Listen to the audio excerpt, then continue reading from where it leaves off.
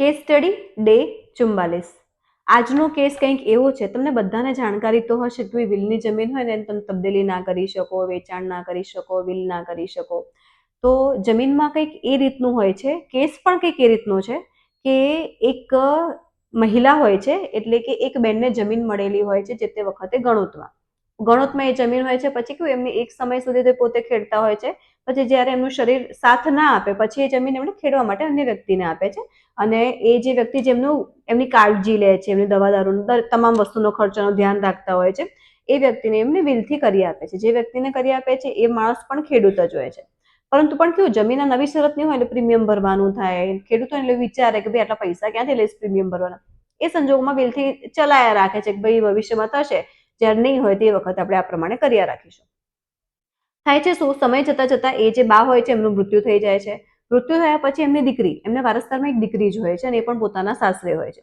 પછી જે દીકરી હોય છે ને એ દીકરી પણ પાછું આ જ ભાઈને વિલ કરી આપે છે ફરીથી આ વ્યક્તિને વિલ કરી આપે છે। પછી કેવું એ પણ આ રીતે ચાલ્યા જ કરતો, જમીનનો કબજો તો વર્ષોથી પેલા ભાઈ પાસે જ હોય છે અને ભાઈ જ સંભાળતા આવેલા હોય છે। સમય જતો જાય પછી હાલમાં તાજેતરમાં એક નવો પરિપત્ર આવ્યો।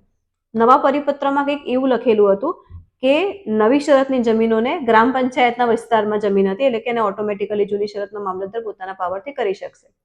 તો થાય છે કે જમીન ઓટોમેટિકલી જૂની શરતના પરિપત્રથી જાહેર થઈ જાય છે, નોંધ પડી જાય છે। પછી કહેવાય ને જમીનની વેલ્યુએશન વધે, પૈસા જમીનના કહેવાય ને માર્કેટ વેલ્યુ વધે એટલે ભલભલાની દાનત બગડે।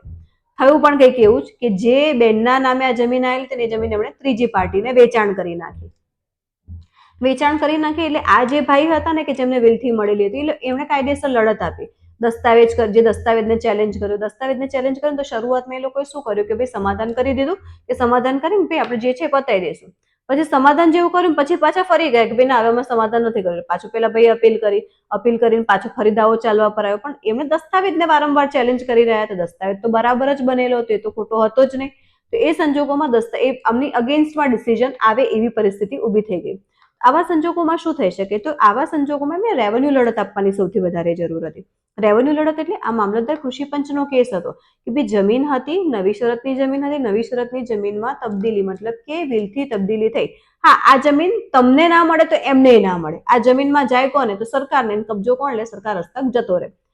એક વખત પ્રયત્ન આ પ્રકારનો એમને કરવો જ જોઈએ, જો કારણ કે એમને બહુ જ પ્રયત્ન કરી ચૂક્યા હતા। પેલા લોકો ભાઈઓને પેલા અમને પણ એટલું બધું સમજાવ્યું હતું કે ભાઈ આ જમીન છે હું વર્ષોથી આટલી રીતે વાવું છું, એ જે વર્ષોથી મારી પાસે જ છે।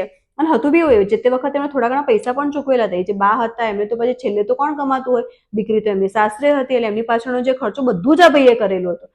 પછી તો તમે વિલની તબદીલી કરો, એ ભાઈ હતા, દસ્તાવેજમાં તમને ખોટી રીતે હેરાન કરો, પાછું થયું તો કેવું, દસ્તાવેજ કેન્સલ સામે પાછા એ લોકોએ તો લેન્ડ ગ્રેબિંગ કરવાનો પ્રયત્ન કર્યો કે લેન્ડ ગ્રેબિંગ કરે એટલે અમને ખોટી રીતે હેરાન કરે, કે લેન્ડ ગ્રેબિંગ કરે, ખોટા ક્રિમિનલ કેસો થાય, માણસ હેરાન થાય, જેલમાં જાય।